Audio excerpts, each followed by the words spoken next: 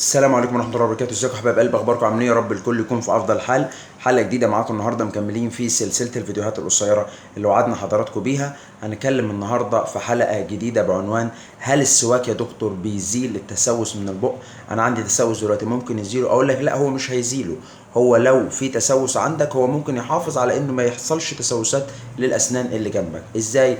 لانه بيحتوي على حاجة مهمة، او في حاجة هي يعتبر اكتر حاجة بتميزه، وهو انه بيمنع ان تتكون تجاويف اللي هي بتاعت التسوس. وده بيكمن في قدرة الأداة ديت على إنها تحارب التسوس.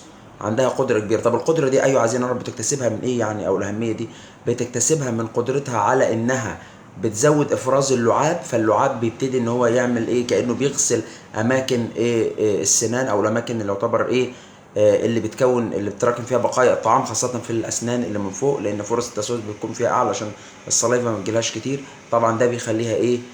فرصة أكبر إن هو ينظفها من بقايا الطعام.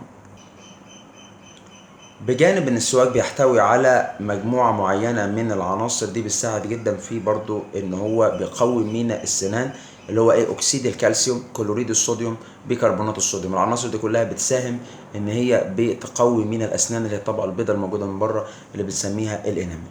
بس فالسواك مهم جدا، وهو سنة عن النبي صلى الله عليه وسلم. اشوفكم الحلقه الجايه، والسلام عليكم ورحمه الله وبركاته.